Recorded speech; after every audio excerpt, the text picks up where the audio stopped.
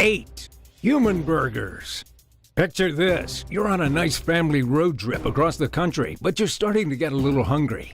You decide to pull over for a quick bite at a local road stop restaurant. A juicy burger sounds delicious right now, so you order one. Well, little did you know you'd be biting into a burger full of human meat. The meal was courtesy of none other than the sicko Joe Metheny. Thankfully, he's no longer serving up people, he's just serving time. But how did this all start? You could probably guess that Joe isn't exactly the nicest of guys. So his wife left him and took their son with her. When he found out he'd been abandoned, he was furious and searched everywhere for his family. One of the first places he looked was under a bridge where his wife used to hide out and do drugs. He didn't find her, but there were 2 other guys that she used to hang out with there. And when they couldn't tell him where his wife and son were, Joe took his anger out on them. He killed them with an axe. And then, when he saw a nearby fisherman witness his actions, he killed him too. But this was just his first go-around with murder, so Joe panicked, dumping the bodies into the river. Authorities took him in and tried to convict him for the crime, but sadly there wasn't enough evidence, allowing Joe to go free and continue his search. Now, with some killing experience, Joe went on to kill 2 prostitutes too. He took their bodies, raped them, then chopped them up, leaving the good parts to be used for burgers, and leaving the rest in an empty lot. With what he kept, he mixed it with pork and beef to make the patties that he would soon sell to unsuspecting customers. In his confession to police, Joe admitted to killing over 10 people and disposing of them this way. What's even more disturbing is that he said he would never have stopped if he hadn't been caught. Since his conviction in 1996, where he received the death penalty, Joe simply waited and rotted away in his prison cell until he was found dead in 2017. The saddest part of all is that he didn't seem to feel guilty or sorry in any way for his unspeakable crimes. What a psycho. 7. Cold case. Dorothy Scott was your typical hard-working single mom, just trying to earn a living and care for her young son, Sean. After a meeting finished up at her job, she realized that one of her coworkers had a strange-looking bite mark on their arm. So being the nice woman she was, Dorothy drove them to the nearest medical center. She then went back to her parents' house where Sean was to check on him, changed into an interesting red scarf, then left again. Her colleagues were waiting for her to come back to the hospital and pick them up after getting checked out. But as her white car pulled into the lot, it made a sharp turn and backed out. Later on, Dorothy's station wagon was found abandoned in an empty alleyway, set on fire. 4 years after her disappearance, her bones were found at a construction site. Authorities believe that 2 years prior to their discovery, a small fire that had broken out in the area caused them to become charred and ashy. Sadly, the mother's cause of death was never determined. There are theories on who could have been responsible, though. Weeks before that fateful night at the hospital, Dorothy kept getting calls from a mysterious number. It was a man on the other side of the phone, and he would say odd and unsettling things like, "I've got her," then suddenly hang up. The calls repeated every week until Dorothy went missing. But in 1984, when her bones were found, they started again. They didn't stop after Dorothy was dead either. The caller regularly phoned Dorothy's parents too, describing chilling details of her life to them, and even knowing what she was wearing the day she went missing. The man on the line confessed, saying, "I killed her." He went on to describe how he was in love with Dorothy, but she somehow betrayed him with another man. Despite this confession over the phone, police were never able to trace the number or man that called.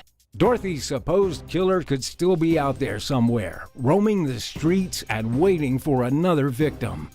6. Troubles of a socialite. Imagine being born with almost everything you could ever want: money, a prominent family, and one of the most beautiful faces in New York. This just so happened to be the case with the socialite Barbara Bakeland. As an adult, she worked as a model for some of the biggest names in the business, including magazines like Vogue. But hidden just beneath her gorgeous looks were deep-rooted mental health issues. This, of course, was unknown to her future spouse, Brooke Bakeland, a mega-rich pilot who was the grandson of the man that literally invented plastic.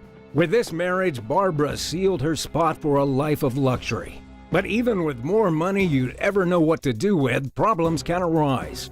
The Bakelins were not a very happy couple. They had a son together named Anthony, but both husband and wife participated in multiple affairs that led to unrest and unhappiness in their lap of luxury.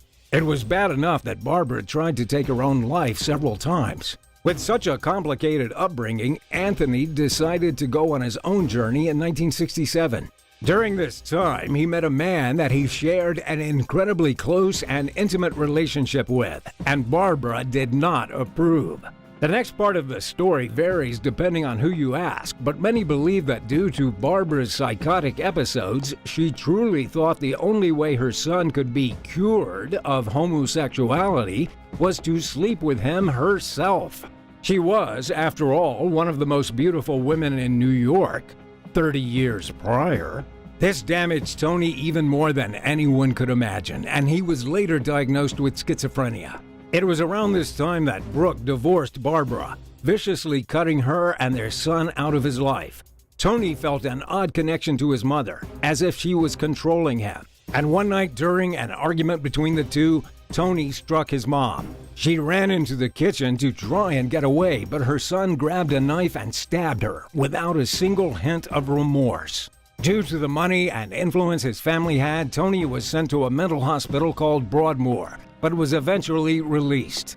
Just days after, he tried to kill his own grandmother, one of the only people to take pity on him after the first murder. The police arrived to see him straddling the 87-year-old woman and stabbing her repeatedly.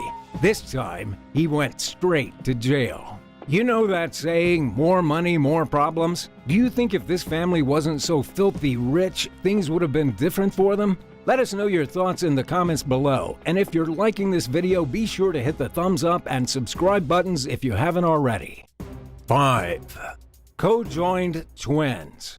Scientists and ordinary people alike have had a strange obsession with twins for centuries, it seems. From the evil experiments of Dr. Josef Mengele during the Holocaust to TV shows like American Horror Story, twins don't exactly get the red carpet treatment in history and media. And unfortunately, this next story follows the trend.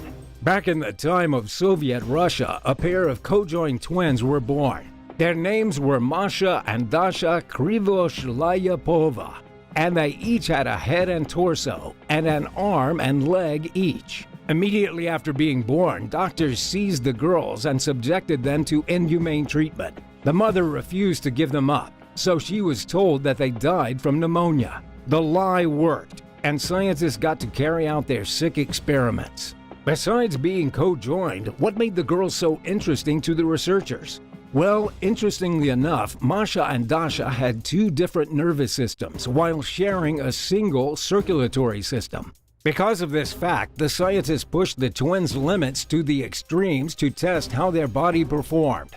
They'd make them stay awake as long as they could, sometimes for days on end. They wouldn't feed them to see how the body reacted to a state of starvation. They were injected with countless strange chemicals and substances, and much more. Their first 12 years of life were absolute torture. Thankfully, the girls were eventually set free after Stalin's rule came to an end. With two entirely different personalities, Dasha was sympathetic to those that tortured the pair, while Masha wanted them to be executed. Sadly, after living such a tough life, the twins passed away in 2003. They were 53 years old at the time. It's hard to imagine the effect a life of torture could have on someone, but at the very least, they had each other. 4. Model murder. One Thanksgiving took an ugly turn when a model and her husband got into a heated dispute. The 23-year-old girl, Omema Nelson, and her husband, twice her age at 56, Bill Nelson, had more than a few bumps in their marriage. The older man had repeatedly sold his beautiful young wife to other men so they could perform sexual acts on her. It happened numerous times, and Bill accepted anything from cash, rent money, to a car in exchange for Omema's misery. In 1991, when the day should have been all about giving thanks in the country, Omema took a pair of scissors and stabbed her husband in the chest. She then took a clothing iron and hit him until he stopped moving. In the process, Omema broke her hand. According to police, when Bill was dead, she chopped his dead body up, taking his hands and boiling them in hot water to take off his fingerprints. O'Mayma also put his head in the freezer and took his genitals off with a knife. A psychiatrist that interviewed her after she'd been taken into custody said that she admitted to something that haunted him for years. Apparently, to celebrate the holiday, O'Mayma put her husband's ribs in the oven with some barbecue sauce, then ate them. While trying to dispose of the rest of Bill's remains, police caught her. Later on, O'Mayma claimed that Bill would often rape her and tie her up. She said the murder was an act of self-defense since he had raped her earlier that morning, and she thought he might kill her. At trial, O'Mayma denied eating Bill, but the jury wasn't convinced, as the courtroom walls were lined with photos of Bill's deep-fried hands, frozen head, and skinned torso. She was given 27 years in prison. 3. Lovers. One October night in 2006, police were called to the scene of a suicide for a man named Zach Bowen. Strangely enough, when they reached into his pocket, they found a note detailing a gruesome murder confession. Unable to handle the guilt after killing his girlfriend, he took his own life. In the note, he gave police the address to the small apartment the couple lived in. During their relationship, Addie and Zach both had personal demons that they battled. It was believed that Addie had undiagnosed bipolar disorder, while Zach had struggled for most of his life with his self-image and confidence. Their friends said that they were often seen either drunk or high on something together. And when Hurricane Katrina hit, they thrived in the apocalypse-like environment, trading food and raiding abandoned bars. They were even labeled by news outlets at the time as the so-called king and queen of the hurricane survivors. So how did a love life like theirs turn sour? Apparently, the drugs, mixed with Zach's past of an ex-wife and children, caused the pair to get into frequent arguments, leading to a steady off and on-again relationship. Soon, Addie kicked Zach out of their apartment, which made him snap. He strangled her, then raped her corpse. He soon began cutting up her body and placing it in pots, pans, and the fridge to try and dispose of it. While this seems like the average cut-and-dry murder-suicide, some paranormal enthusiasts believe there may have been another cause for the couple's demise. The apartment the two lived in was right above a voodoo shop. Some think that a sinister force or possible curse could have pushed Zach to the breaking point, but there hasn't been any proof of that. 2. Parents are out.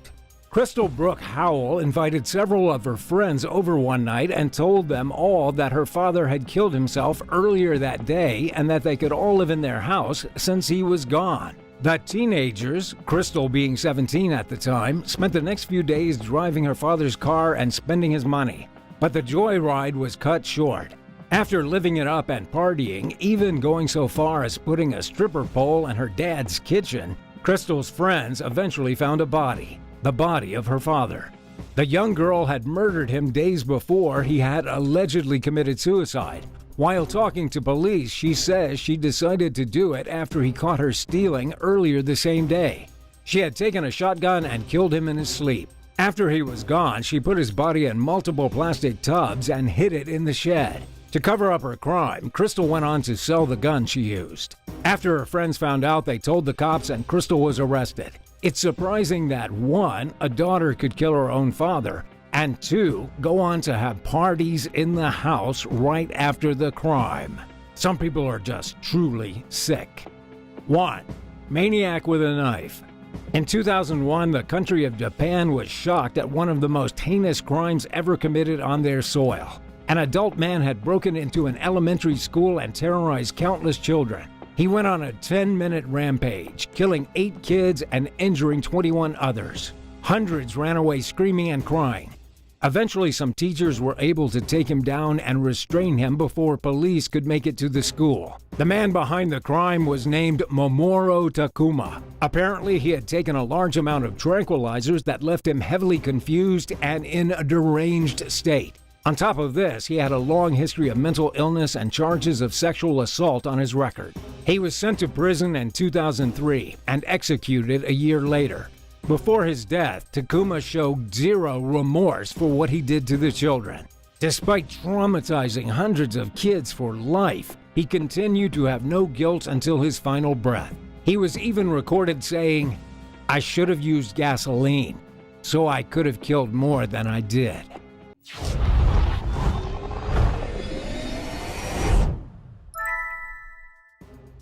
Number 10. Cesar Adrio's secret relationship ended. Christmas can be celebrated in many ways. Unfortunately, not everyone spends the holiday spending time with loved ones, unwrapping presents, or enjoying a family meal. In 2016, when most of the world was busy with Christmas feasts and other holiday activities, Cesar Adrio from Vigo, Spain, chose a more sinister way to spend the day. He murdered his girlfriend, Ana and Jamil. The two were co-workers and had been in a secret relationship for some time, but ended abruptly 6 months after they moved in together. Adrio, who considered Jamil to be extremely controlling, was not happy with the breakup. To retaliate, he showed his dominance in a gruesome way and ended up stabbing Jamil to death. But how did he do it? The two had both attended their company's Christmas dinner, along with their other co-workers. Adrio approached his ex-girlfriend in a way that initially looked like a surprise, but soon turned deadly. He attacked Jamil with a knife and stabbed her in her chest and neck at least 30 times. According to the autopsy report, 12 of the stabs grazed her heart and 6 pierced right through it. Jamil was only 25 years old when she became a victim of Adrio's brutality. Apparently, he was delighted on seeing the defenseless woman being tortured due to his manic delusion of dominating over her. Adrio was clearly the primary and only suspect. The jury was convinced that the convicted man had indeed attacked his ex-partner with a knife. Adrio was sentenced to 30 years and 4 months for murder with cruelty, the crime of harassment, and the crime of violation of privacy. He also had to compensate the family of the woman with 87,900 euro for each parent and 25,400 euro for her brother. Number 9. Christmas parade kills girl. Christmas of 2018, for one unfortunate family, turned out to be the worst day of their lives. Why? Their 4-year-old girl was killed by a Santa Claus Christmas parade float in a small port town in Canada. A cheerful Christmas parade traumatized onlookers with a tragic twist. Everyone who was present at the parade was left in shock after witnessing a toddler fall underneath a parade float. The little one was running gleefully alongside the moving float and having the time of her life when she stumbled and fell. The little fall cost her her life. The screams and shuffle caused mayhem at the scene. She was immediately rushed to the hospital, but was pronounced dead shortly after. The incident sent waves of shock across the country, leading Canadian Prime Minister Justin Trudeau to speak in support of the grieving family. Quote, "As a parent, words fail at times like this.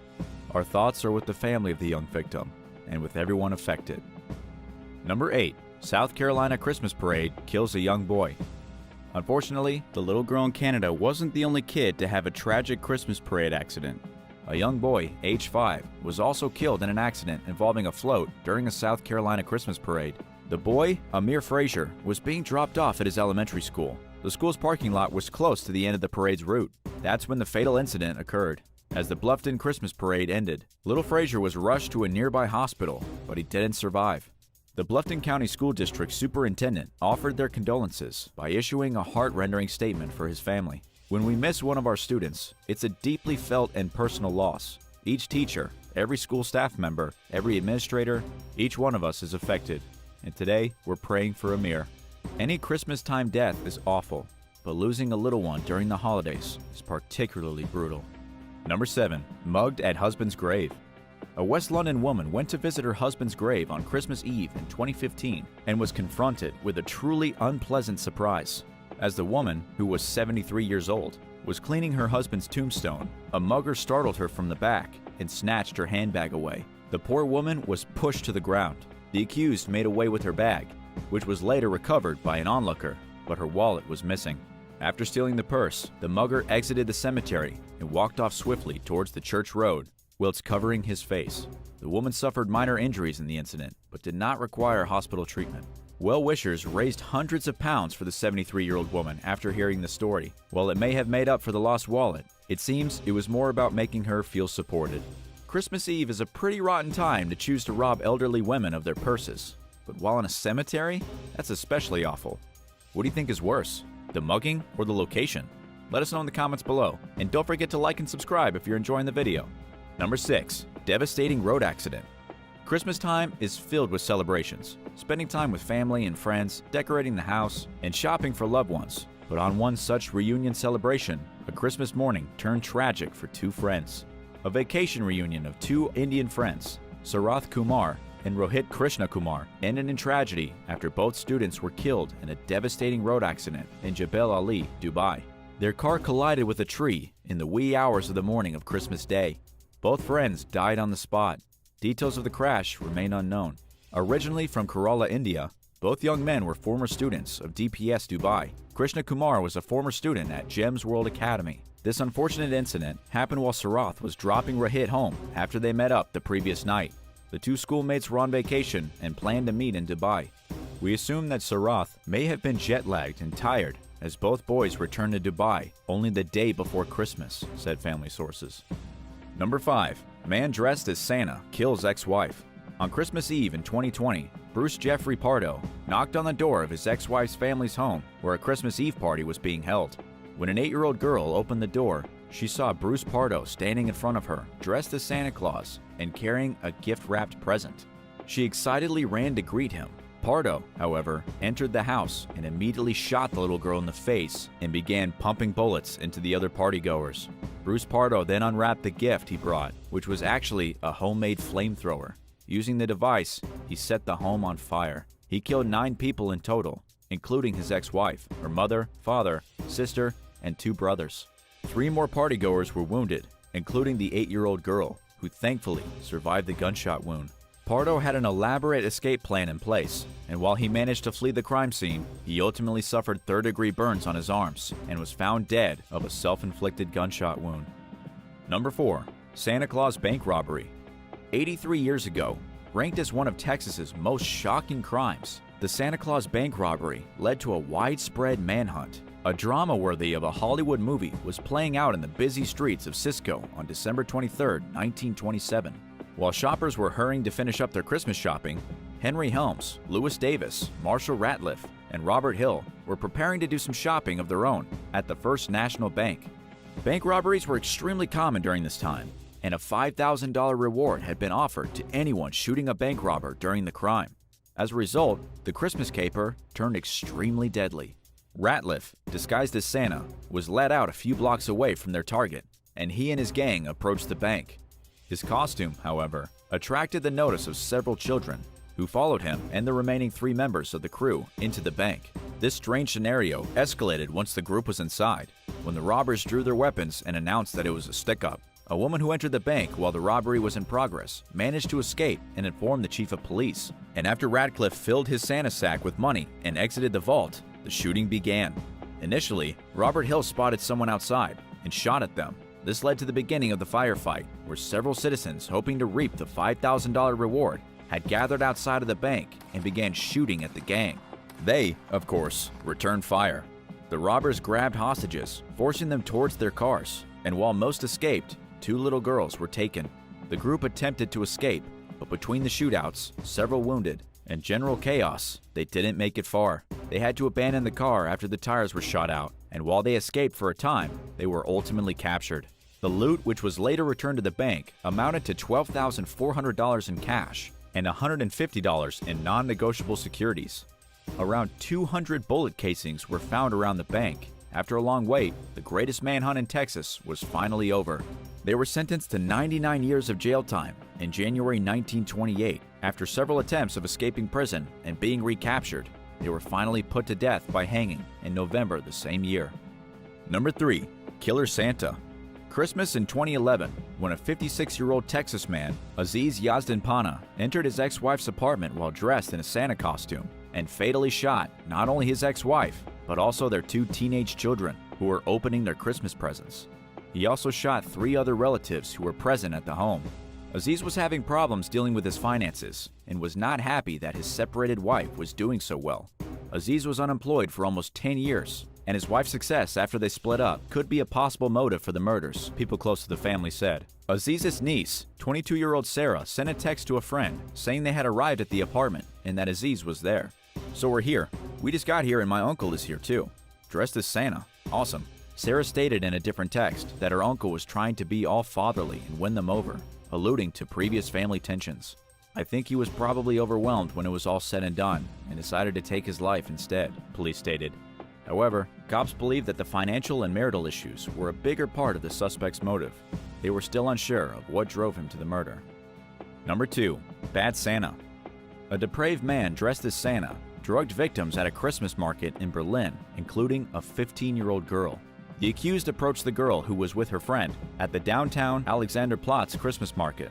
He offered them a shot of alcohol in paper cups. One of the girls rejected, but the other one drank both of the shots. Soon, she started puking and had to be rushed to the hospital. The girl underwent blood testing before being released that revealed that she had indeed been drugged. Police said that her drink had been spiked with some type of date rape drug.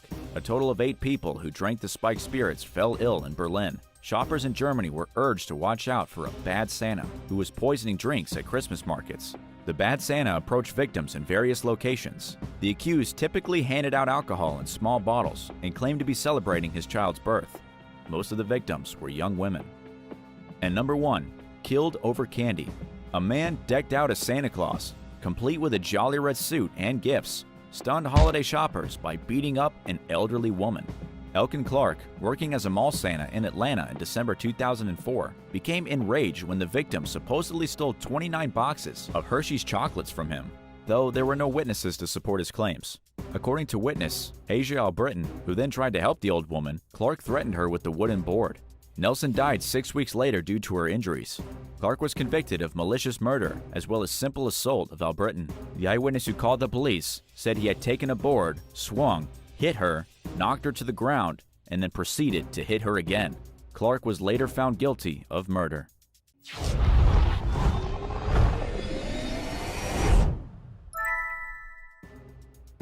10. Fatal bear attack. A hiker killed by a rampaging black bear left behind a photograph of the deadly animal just before he was attacked. Amazingly, the very last thing this hiker did was take a picture of the very animal that killed him. The attack occurred in West Milford's Opshawap Reserve in September. The victim was 22-year-old Darsh Patel, who had been studying at Rutgers University at the time.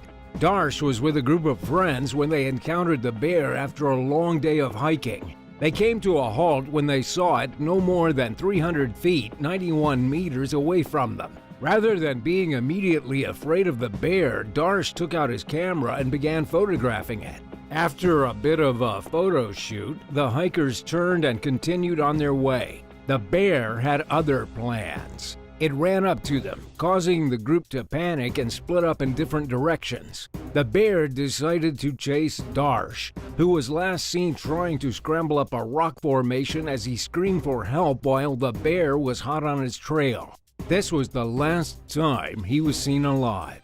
Emergency responders found the body of Darsh Patel several hours later, around the same time that a police officer tracked down and shot the bear. An autopsy revealed that Darsh had been mauled to death. Pieces of his flesh were found inside the stomach of the bear. When deputies checked his cell phone, they found the last thing he did before running for his life was snap a few photos of the angry beast that would, just minutes later, tear him to shreds. Guess that bear really didn't like having his picture taken. 9. Magpie Devils. In Australia, tragedy struck after an unfortunate encounter with a wild magpie. Magpies are known in Australia for being nuisances, very annoying birds that sometimes attack hikers and cyclists for absolutely no reason at all. They often dive bomb people's heads and terrorize them, though these unprovoked attacks never usually result in death or even serious injury. That all changed when Simone from Brisbane was going for a stroll in the park with her young baby, 5-month-old Mia. The magpie must have been defending its nest because it burst out of the trees like a bat out of hell and started attacking Simone's head. The young mother was shocked by the random attack and tried to stumble away from the frantic bird. In her effort to get away, she tripped over her own feet, accidentally dropping the baby. Oh no! Little Mia was rushed to the hospital, but there was nothing doctors could do. Even before her first birthday, she was dead, and all because of an annoying bird. The family is obviously devastated, as life will never be the same for them again. According to the New York Daily News, the bird was taken by a professional animal handler and released far away in the bush. If you're wondering why it wasn't immediately killed for what it did, it's because magpies in Australia are a protected species. They aren't legally allowed to kill them, even when they accidentally murder babies. 8. Death by turtle. A man in Florida has been killed by a turtle. The turtle didn't set out to kill him, but it killed him nonetheless. David Curvin was out for a leisurely nighttime ride on his motorized bicycle when the deadly incident occurred. David was no stranger to nighttime riding, though despite all his experience, nothing could prepare him for a giant turtle sitting beside the roadway, completely invisible in the night. David crashed his motorcycle into the turtle, which caused him to lose control. He went down hard, so hard that David smashed his head on the ground, scrambled his brains, and died.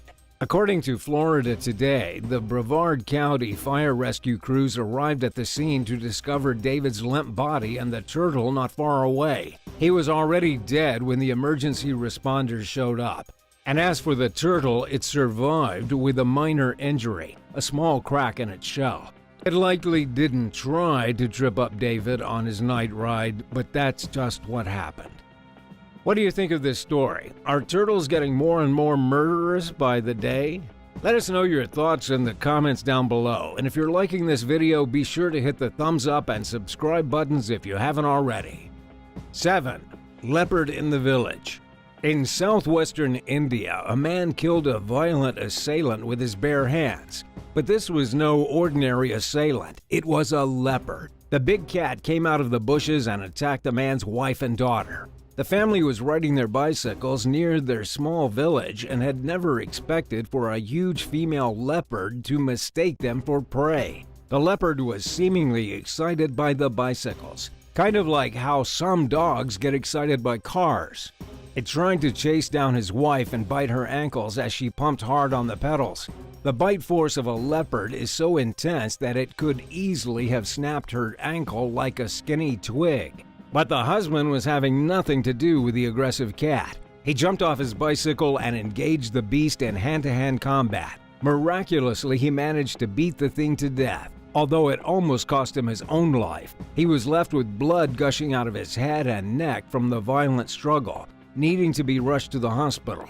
His life was saved by doctors, and his wife and daughter were totally okay. It came out a few days later that the leopard had previously attacked others, including a veterinarian who had tried to track it down. 6. Eaten alive by bear. 4 friends on a camping trip to the Russian wilderness experienced the worst nightmare imaginable. It happened when a hungry predator literally ate one of the campers while his 3 friends could do nothing but watch. The unfortunate victim of the savage bear attack was 42-year-old Yevgeny Starkov. The friends were visiting the Yergegi Nature Park deep in Siberia, having no idea the dangers that awaited them. They were just packing up their tents for the day when the bear appeared out of nowhere. According to one of the witnesses, the bear was no more than a few feet from them. Not knowing what to do, they panicked and tried to run away. Unfortunately for Yevgeny, he didn't make it very far. He was unable to escape the beast, and it pounced on his back. The snarling and drooling bear then tore him apart and began gnawing on his face while his friends watched in horror. After a few seconds of watching this terror unfold, the 3 survivors ran for their lives. Much to their dismay, the bear gave up eating their friend and then chased after them. They only managed to escape by climbing up a rock cliff. They then had to walk through the forest for 7 hours without shoes to reach civilization, where they could finally call for help. But unfortunately, by the time help arrived, Yevgeny had already bled to death. 5. Bobcat mayhem.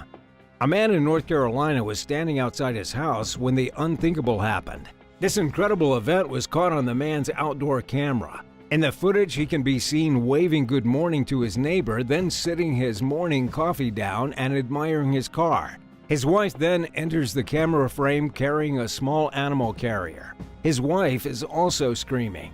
As it turns out, a bobcat had come out of nowhere to attack the poor lady. Not wasting any time, the husband lurched into action. He ran around his car, got between his wife and the hungry cat, and actually managed to pick the thing up and lift it over his head. He held it over his head as if the cat were a set of dumbbells, then threw it across the yard. The neighbor he had said hi to just moments before must have heard the commotion, because he ran back and helped the husband shoo the bobcat away. And seeing as this is in North Carolina, the husband can then be seen in the camera footage pulling a gun from a holster on his hip and aiming it at the bobcat. Luckily for the bobcat, it scampered away before the husband could get a clear shot. To understand why this attack occurred, we have to go back to the wife with the animal carrier. She had been carrying their dog out to the car when the bobcat saw it and decided to try to eat it. After the bobcat escaped, local authorities tracked the beast down and euthanized it.